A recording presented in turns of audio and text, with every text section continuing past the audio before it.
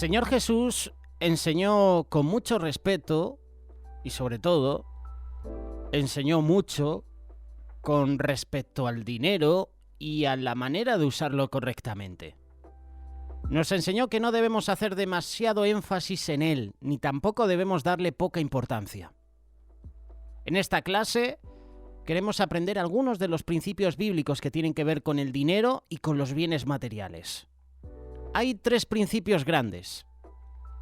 Antes de considerar el tema de cómo debe manejar sus finanzas un cristiano, vamos a ver estos principios respecto al dinero y los bienes. En primer lugar, Dios es el dueño de todo. El primer gran principio respecto al dinero y a los bienes materiales es este: Dios es el dueño de todo. La Biblia deja muy claro que este mundo y todo lo que hay en él pertenece a Dios.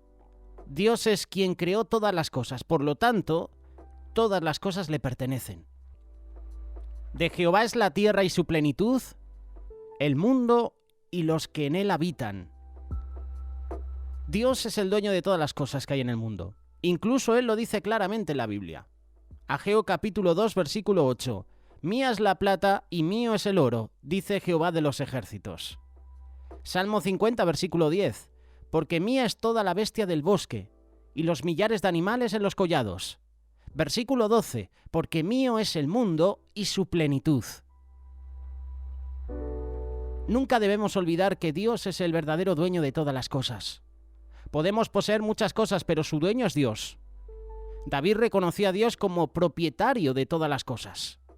Él dijo: tuya es, oh Jehová, la magnificencia y el poder, la gloria, la victoria y el honor, porque todas las cosas que están en los cielos y en la tierra son tuyas.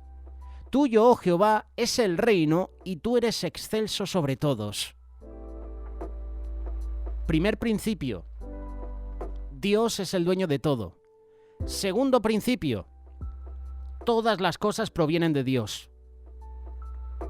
El segundo gran principio respecto al dinero y a las posesiones es este: todas las cosas provienen de Dios. No solo Dios es el dueño de todas las cosas, sino que todo lo que recibimos proviene de Él.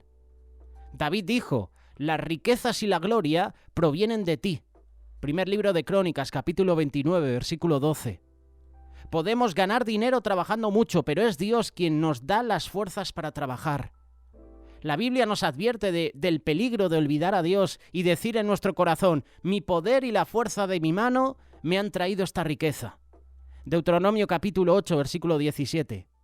La palabra de Dios dice, capítulo 8, verso 18, mismo libro, Deuteronomio: sino acuérdate de Jehová tu Dios, porque Él te da el poder para hacer las riquezas. Segundo principio: todas las cosas provienen de Dios. Y tercer principio: nosotros y todo lo que tenemos pertenece a Dios. El tercer gran principio respecto al dinero y a los bienes es este: nosotros y todo lo que tenemos le pertenecen a Él, le pertenecen a Dios. Pertenecemos a Dios por creación. La Biblia dice: Él nos hizo y no nosotros a nosotros mismos. Pueblo suyo somos y ovejas de su prado. Esto decía el salmista en el capítulo 100, versículo 3, libro de los Salmos. También nosotros pertenecemos a Dios por redención. Primer libro de Corintios, capítulo 6, versículo 19. ¿O ignoráis que no sois vuestros? Porque habéis sido comprados por precio. Glorificad pues a Dios en vuestro cuerpo y en vuestro espíritu, los cuales son de Dios.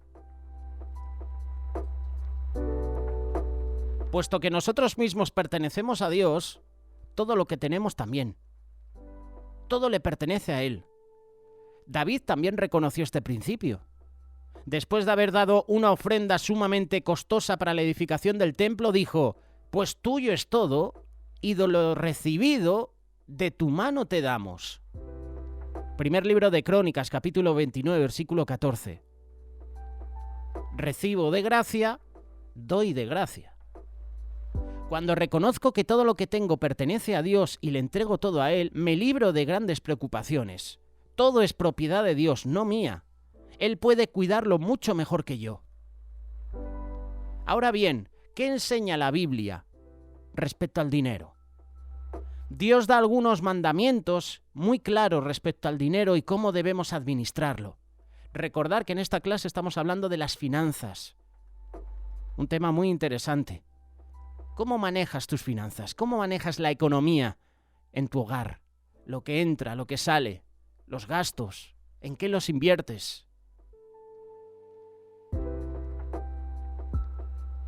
¿Qué enseña la Biblia respecto al dinero?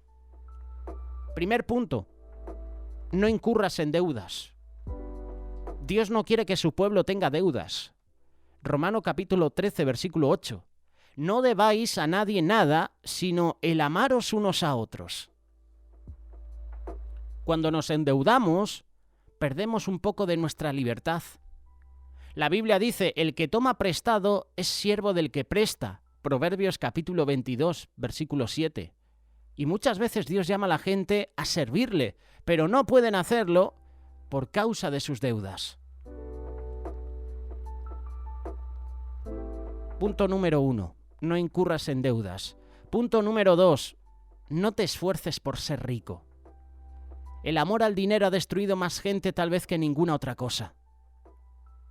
La Biblia dice, porque raíz de todos los males es el amor al dinero, el cual codiciando algunos se extraviaron de la fe y fueron traspasados de muchos dolores.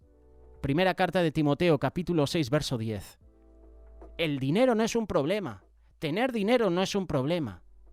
El problema viene cuando amamos al dinero. Esa es la raíz de todos los males, el amor al dinero.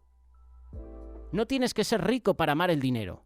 Y muchas veces los que tienen menos dinero lo aman más. La Biblia nos advierte contra los planes rápidos y fáciles de hacerse rico. Los hombres fraudulentos usan a veces proyectos de hazte rico pronto para robarle dinero a la gente confiada. Y la Biblia dice, se apresura a ser rico el avaro y no sabe que le ha de venir pobreza. Proverbios capítulo 28, versículo 22. Por eso, hermano y hermana, no te esfuerces por ser rico. No hagas tesoros aquí en la tierra. Haz tesoros en el cielo, en ese lugar donde nadie te los puede quitar. Y no estamos diciendo que el ser rico es malo. Estamos hablando de amar el dinero, amar el ser rico, ser avaricioso. Ese es el problema de todo. Otro punto interesante, no acumules riquezas. Todo cristiano debe ahorrar algo de lo que gana para tener recursos en casos de emergencia. Pero no debemos acumular dinero.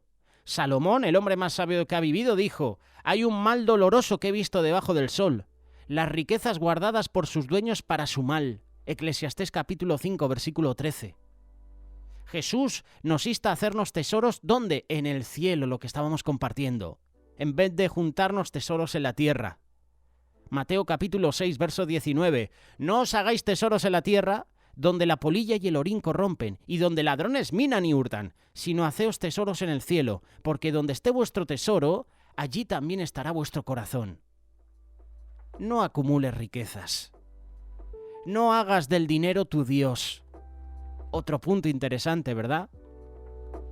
Para muchas personas, el dinero, las posesiones, la riqueza, es su Dios. No podemos servir a Dios y al mismo tiempo hacer el dinero de nuestra meta en la vida. Jesús dijo que es imposible servir a Dios y al dinero. Ningún siervo puede servir a dos señores, porque o aborrecerá al uno y amará al otro, o estimará al uno y menospreciará al otro. No podéis servir a Dios y a las riquezas. Lucas capítulo 16, versículo 13. La Biblia nos está advirtiendo una y otra vez contra el peligro del dinero. Y Jesús lo llamó riquezas injustas porque el dinero es parte del injusto sistema mundial de Satanás y muy a menudo lleva a la gente a alejarse de Dios. Muy a menudo lleva a la gente lejos de Dios. La Biblia dice, porque los que quieren enriquecerse caen en tentación y lazo y en muchas codicias necias y dañosas que hunden a los hombres en destrucción y perdición. Primera carta de Timoteo, capítulo 6, verso 9. El dinero da a la gente un sentido de poder e importancia, pero no ofrece seguridad verdadera. En nuestra sociedad, ponte a pensar, ¿cuántos son ricos? ¿Cuánto tienen mucho dinero? Miles, cientos de miles de personas. ¿Pero son felices? ¿Han encontrado la verdadera felicidad? En muchos casos no, porque muchos recurren al suicidio. Muchos, teniendo tantas posesiones, están en depresión. El dinero no compra la felicidad. El dinero no compra el amor. Puedes tener muchas posesiones, pero estar solo. No tener una pareja, una ayuda idónea. Y eso que tienes todo el dinero del mundo. A los ricos de este siglo manda que no sean altivos ni pongan la esperanza en las riquezas, las cuales son inciertas. Primera carta de Timoteo, capítulo 6, versículo 17.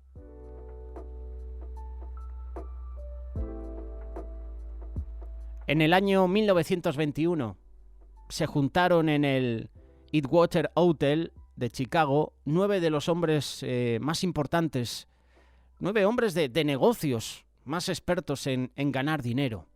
Y se incluía entre ellos el jefe del monopolio más grande, el especulador más sobresaliente de Wall Street, el presidente de la compañía independiente más grande de acero, el presidente de la empresa eléctrica más grande, el presidente de la compañía más grande de gasolina, el especulador en trigo más grande de los Estados Unidos de América, el presidente de la Bolsa de Nueva York, el presidente del Banco Internacional de Liquidaciones y un miembro del gabinete presidencial. 25 años más tarde, ¿dónde estaban estos hombres de fantásticas riquezas y poder? Ivar Kruger, jefe del más grande monopolio, se suicidó. Jesse Livermore, el especulador de más éxito de Wall Street, se suicidó. Charles Schwab, presidente de la compañía de acero independiente más grande, murió en bancarrota. Samuel Insull, el presidente de la empresa eléctrica más grande, murió sin $1, siendo además un fugitivo de la ley en un país extranjero. Howard Hobson, presidente de la compañía de gasolina más grande, se volvió loco. Arthur Cotton, el máximo especulador en trigo, murió en el extranjero, arruinado. Richard Whitney, presidente del mercado de acciones de Nueva York, fue condenado a penitencia del Sing Sing, convicto por fraude. Lyon Fraser, presidente del Banco Internacional de Liquidaciones, se suicidó. Y Albert Fall, miembro del gabinete presidencial, fue enviado a prisión por un crimen y perdonado finalmente de la prisión para que pudiera morir en su casa. Estos hombres centraron sus vidas en el dinero. Cuando su riqueza se esfumó, no tenían por qué vivir.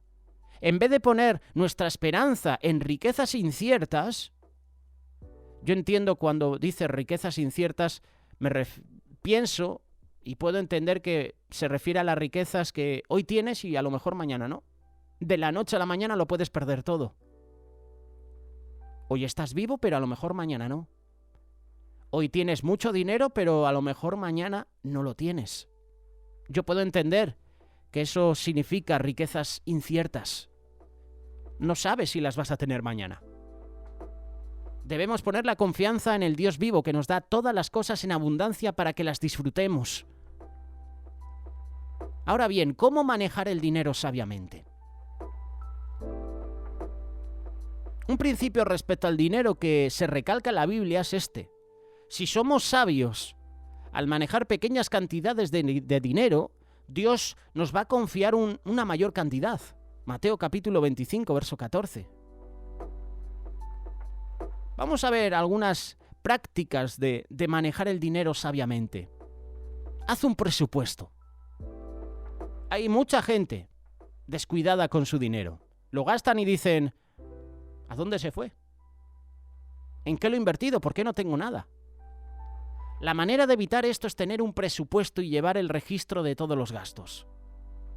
Cuando manejas correctamente tu dinero, tú no te preguntas a dónde se fue, sino que lo mandas a donde debe ir. Por eso haz un presupuesto. Aparta un dinero también para emergencias. En toda familia hay siempre momentos en que las cosas van mal y hay emergencias. Puede ser un gasto inesperado con el coche o algún gasto médico. Ahorrando cada día de pago algo para emergencias, tú puedes enfrentar estas cuentas inesperadas sin salirte de tu presupuesto. Evita sobrepasarte en las compras a crédito también. No debemos aceptar la filosofía del mundo de compra ahora y pague después. Cuando el crédito es tan fácil de obtener, es también muy fácil de incurrir en deudas que no se pueden hacer. Sobre todo cuando llega el consumismo, la época de las compras. Evita sobrepasarte en las compras a crédito. Aparta dinero para emergencias. Aprende a distinguir entre lo que necesitas y lo que deseas. Dios ha prometido suplir todas nuestras necesidades, pero no ha prometido darnos todo lo que deseamos. Debemos distinguir bien entre ambos. Debemos comprar las cosas por su utilidad, no por presumir o porque lo deseamos o porque está de moda.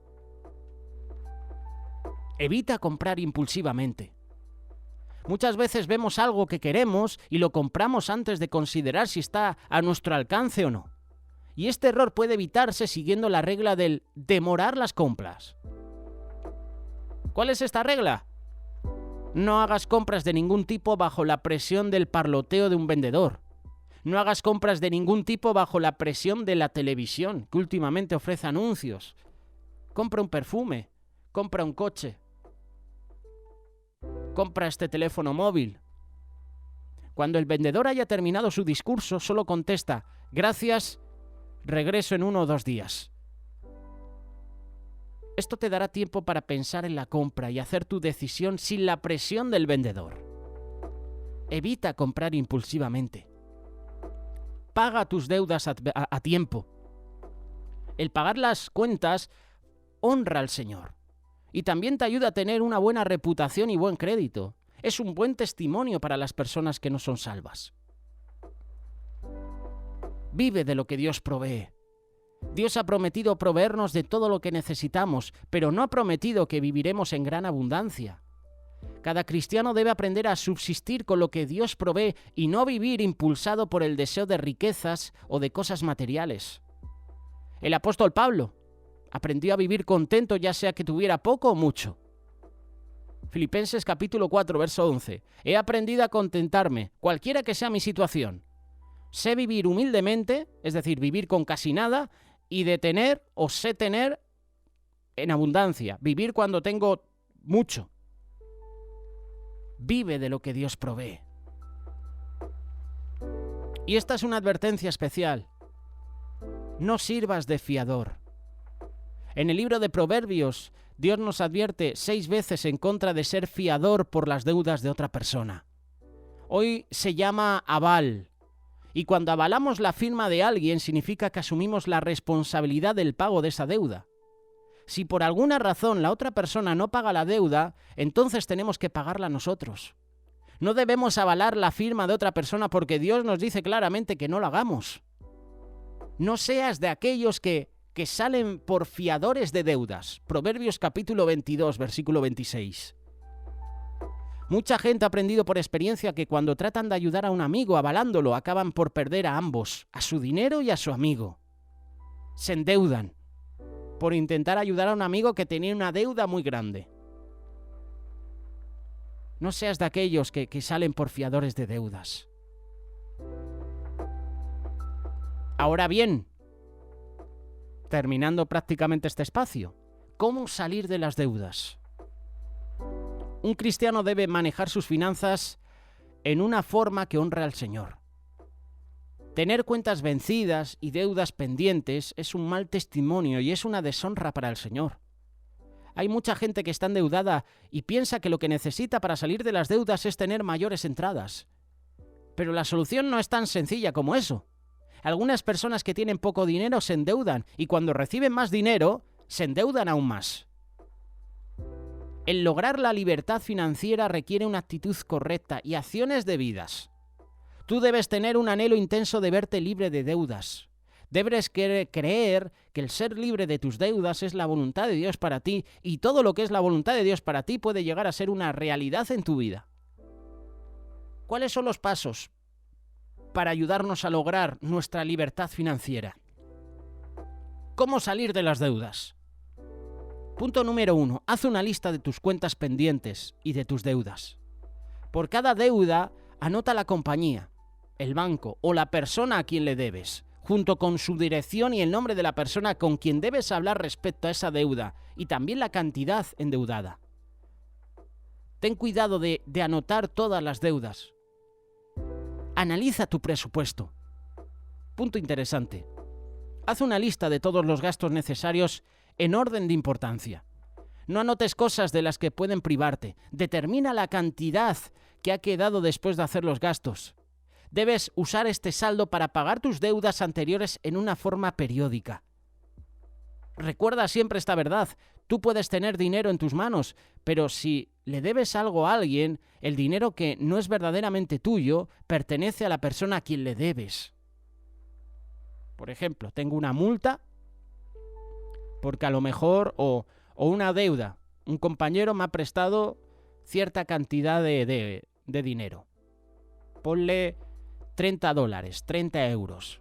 Si tú recibes 30 euros, 30 dólares, porque alguien te lo ha regalado, o porque has ingresado por un trabajo, ese dinero no es tuyo. ¿Por qué? Porque tienes una deuda que tienes que pagar con una persona. Es decir, que ese dinero que tienes en tus manos le pertenece a la otra persona porque tú estás con deuda. Si no tuvieras deuda, ese dinero es tuyo. Pero como tienes una deuda, tienes que pagarla. Si te dan 40 dólares, 40 euros, y tú tienes una deuda de 30, tendrías un beneficio para ti de 10 dólares, ¿verdad? Entonces esos 10 dólares sí que serían tuyos. Pero tendrías que pagar los otros 30 para la otra persona a la que le debes el dinero. ¿Se entiende, verdad? Decide qué pagos puedes hacer a cada acreedor. Decide pagar a cada acreedor cierta cantidad regularmente hasta que la deuda esté pagada. Algunas cuentas necesitarán pagos mensuales más grandes que otras. Decide el pago máximo que puedes hacer a cada acreedor periódicamente. Y una vez que esa lista esté hecha, pon la fecha a cada deuda indicando cuándo piensas tenerla totalmente cancelada. Para que tu plan funcione debes suprimir cualquier gasto que no sea preciso para vivir. Acaba con las compras a crédito, paga por las cosas que vayas comprando, lleva un registro escrito de todos los gastos, de modo que sepas exactamente a dónde va tu dinero. 2 puntos interesantes. Presenta tu nuevo plan de pagos, es decir, habla personalmente con cada acreedor. Explícale tu situación, dale a conocer tu plan.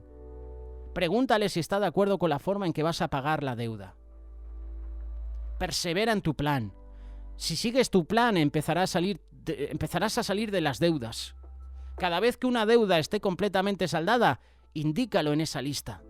El quedarte libre de deudas es de gran valor para ti porque estás obedeciendo a Dios. Y el Señor bendice por eso. No es una deshonra endeudarse, pero sí es una deshonra evadir una obligación honesta. Y la obligación es: nunca huiré de mis deudas. Un cristiano jamás puede justificar su falla en no enfrentar honradamente sus obligaciones. Huir de tus deudas no solo es deshonesto, sino que te causará también la pérdida de tu autorrespeto, junto con la pérdida del respeto de los demás. Organiza correctamente las prioridades. El hacer dinero no es el propósito de la vida. El mundo mide el éxito de acuerdo a la cantidad de dinero o de posesiones de una persona, pero esta no es la forma verdadera de medir el éxito. Jesús dijo: porque la vida del hombre no consiste en la abundancia de los bienes que posee. Lucas capítulo 12, verso 15. Jesús nos enseñó el camino al verdadero éxito. Es tan sencillo que podemos pasarlo por alto fácilmente. Y esto es lo que dijo el Señor: mas buscad primeramente el reino de Dios y su justicia, y todas estas cosas os serán añadidas. Buscar primeramente el reino de Dios y su justicia significa poner a Dios y sus intereses primero en nuestra vida. Buscar su justicia significa que con todo el corazón debemos tratar de ser lo que Dios quiere que seamos. Y hay algunas cosas muy prácticas por las cuales podemos demostrar que de verdad ponemos a Dios primero en nuestra vida. Darle a Dios la primera hora de la mañana. Darle a Dios el primer día de cada mañana. Darle a Dios la primera parte de todo el dinero que recibimos. Darle a Dios el primer lugar en nuestro hogar. Darle a Dios el primer lugar en nuestras costumbres. Si ponemos verdaderamente a Dios y sus intereses primero en nuestra vida, tenemos su promesa de que Él proveerá nuestras necesidades. Si tenemos a Dios y lo que Él provee, tenemos todo lo que realmente necesitamos. Recuerda lo que dijo Pablo: pero gran ganancia es la piedad acompañada de contentamiento, porque nada hemos traído a este mundo, y sin duda nada podremos sacar. Así que teniendo sustento y abrigo, estemos contentos con esto. Recuerda, el éxito verdadero proviene de poner a Dios en el primer lugar en nuestra vida. El dinero, la riqueza, las posesiones no son malas. El problema es tenerlas en el primer lugar. El problema es amar las posesiones, amar el dinero.